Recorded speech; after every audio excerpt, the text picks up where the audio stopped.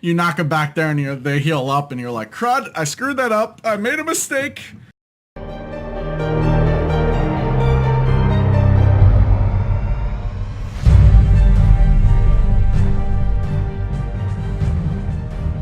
Hello everyone, PGZ here with another Nortov's How's It Play Sunday. If only I knew what I called myself at times. And this week I am finally bringing you Groundbreakers. This is a very good game that does not have nearly enough recognition on Steam. It's only got a few reviews and it's rated pretty high out of those, but I actually picked up and it was amazing and it's a lot of fun and there's a lot going on. So we're going to just kind of get into the basic cores here before we, and then we'll kind of go from there. So here you have units, and if you see here, these are all units that I've built, and I have had the names erased. Like, you could change the names here. And you know what that means? That means I need to come up with some new names, which leads me to the fact that I broke 1,000 views. So yay! So this is our giveaway episode. And what we're going to do for that is I need some names. I need some names for my robots. And whoever comes up with the best names for the robot is going to receive a copy of this game. We'll work out the details of that. I'm sure most of you have access to Steam, so that's probably the best bet, but we'll work out those details. So get into your creative side, people, and let's hear what you have to say. And yeah, so I was actually going to show you something else there. So units. All right, so this game basically works as a turn-based strategy game, basically. That's probably the best way of putting it. And what you do in it is you make these robots, and then they're your combatants in the actual game itself. Now, each one of these has a unique skill sets, which you can see right here, and each one does something different. So they all have their own unique capacity to fill. Now, I think you can actually have multiples of the same, which is fine. You just need to have the components for it. And then each one of these, in order to make them unique, they have this sweet, amazing chip system. And this thing is awesome. So basically what you get is you get all these chips as you go through, and each one of these chips does something unique and new, which of course adds to your character. So in this case, this character gets 13 hit points per hit, 2% critical chance, reflect 8% damage, force shield, 5% when under 40% hit point, restore 2 hit points per turn, convert 6% damage, normal hit to hit point. Now, I got all of that through these chips, these different chip sets. Now, basically, you get to play a mini game in here in the sense of Tetris. So as you go through, basically, when you have a new character, you start off with pretty much all your slots. To see if I have one. Like, there you go. This is a brand new character I haven't done much with. This is how you start off with. And then you just kind of take the chips and you start placing them in here like this. So we just click here and you can move them around here. And then you can rotate them. So just like a Tetris, you really want the flat pieces. They're super helpful, but it's nice having other ones. So we're going to say, I don't know what this does. He has 76% chance to repair with no durability cost and wait time. If it fails, robot's destroyed. Sure, whatever. I don't know. We're going to try that. And then let's just try putting this advanced water leak in here. I don't really know what this character does, so we're going to see. Now, am I able to actually bring it in here? It doesn't appear I could quite get it to turn the right way. But that's okay, actually. So if you don't want that, you just come down, you click on something new. And then you could go from there. And then basically you kind of like build up. There we go. Perfect. There we go. Now I'm onto a good track here. Now, admittedly, I'm not paying too much attention to what I'm putting in here. When you actually start really being concerned about what your team, what you want each one to do, then you'll be able to actually, and they tell you, look at that, then you'll be able to actually, like, you get a little bit more of a challenge. Not enough slots, not enough slots. So, such as, like, you know, with these guys, I actually unlocked all the spots because I kept getting things I really wanted this person to do.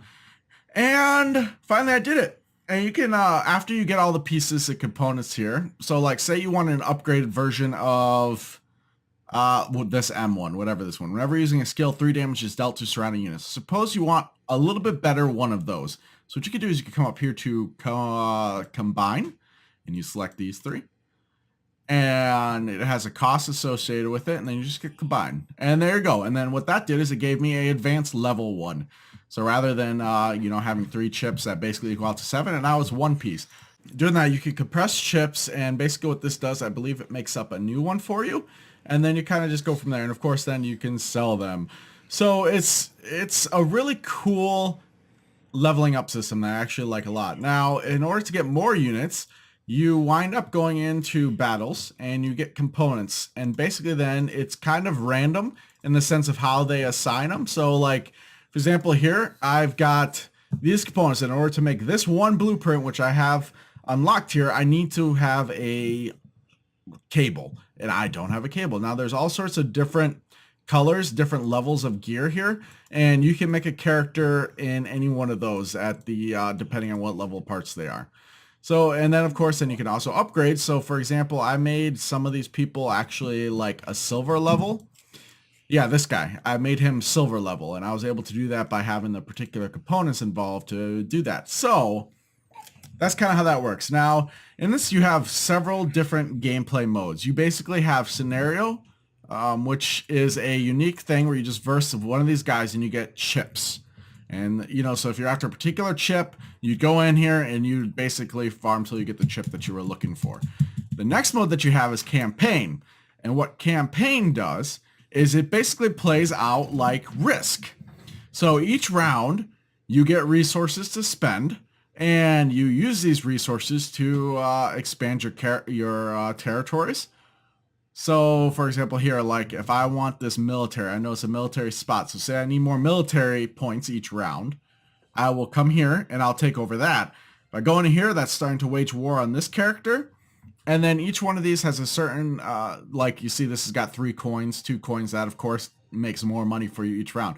Just like in Risk, where certain countries are better to take over than other ones.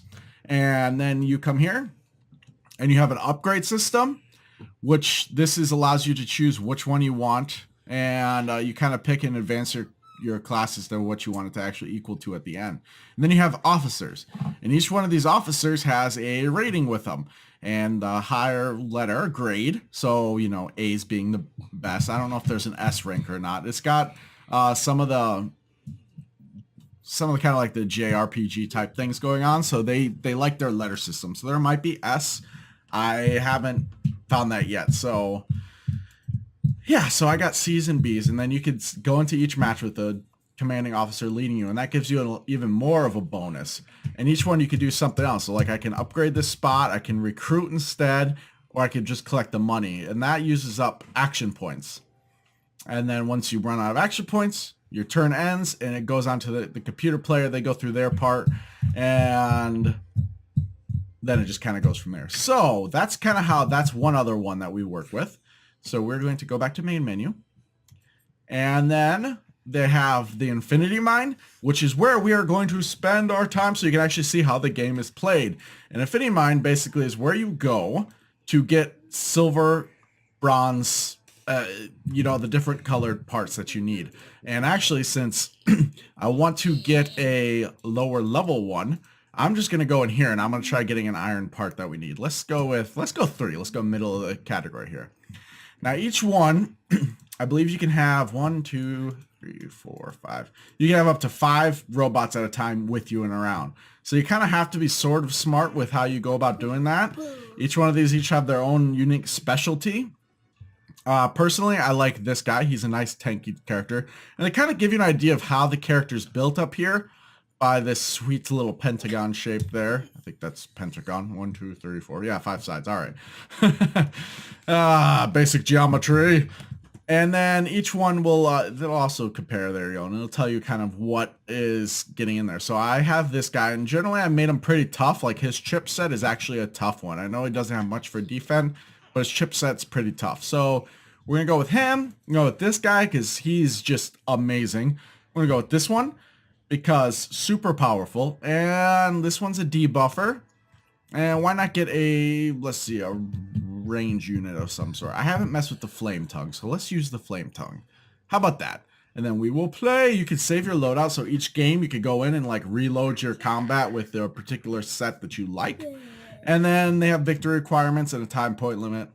Now this thing, ultimately, it's like you either win the round by waiting till the time clicks down and having your troops alive, which each one of these troops has a durability limit, which so when you die, I'm wondering if in the Infinity Mine that's the case. I know there's Infinity Mine, it might actually just be that they die, but if not, then have a durability limit, and that means that they can come back to life 3 times.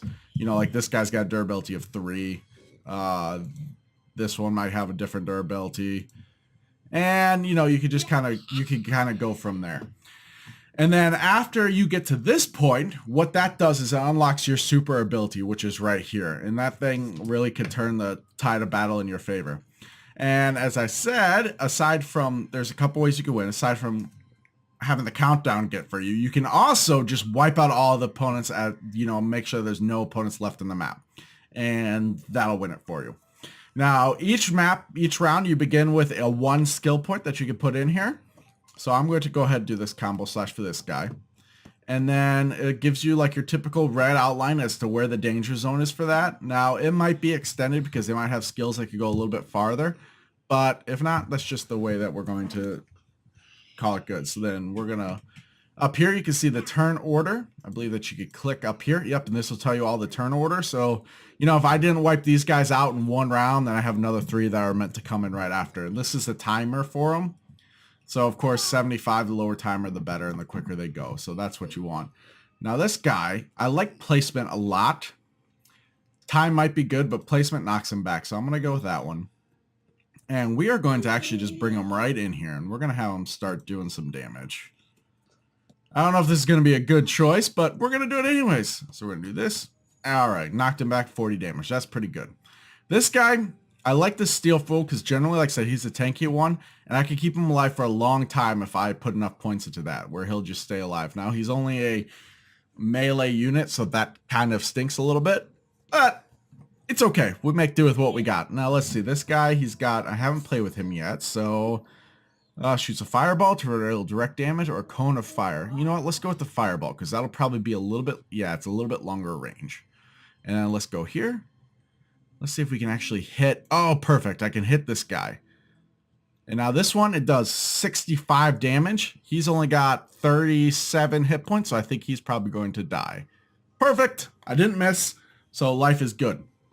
Now this guy is really just a debuffer, and he is incredibly important, but very difficult to get into range and actually make use of things. So make 2 enemies attack each other or lose control. Let's go with lose control because that basically makes it where they don't get to do anything. So end our turn. And we're back to stealthy. And I think, let's see, I got a little bit of range with this. Maybe I could come here. And I'm not quite there, but it's okay. You could just do undo move. And I could try a different square, see if I can actually get in range of this guy.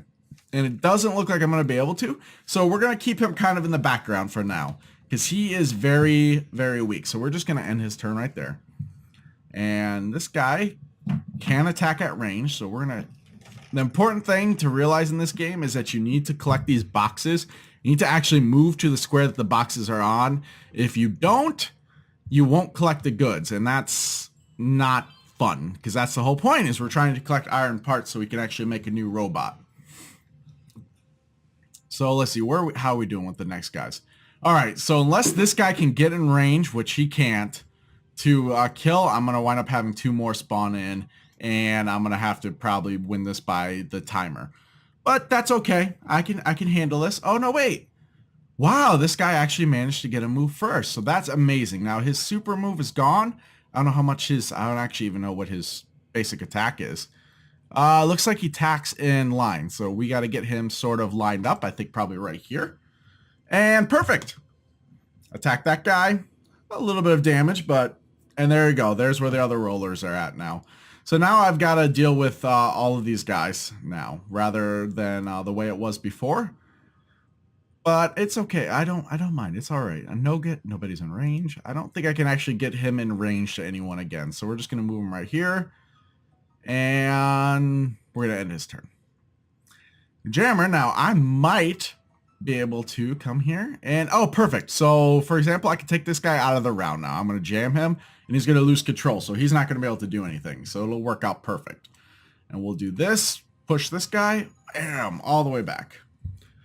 Now, one thing to be careful of when you use certain abilities, like in a lot of these maps, if the bad guy's in their start area, they actually heal, which is just terrible. You knock them back there and they heal up and you're like, crud, I screwed that up. I made a mistake. And you'll have to recoup from that. And then this guy leveled up. Great. So I can upgrade this and I'll increase it to 75, which will actually be pretty, that's some insane damage. Let's see what this cone of fire, let's see what this does.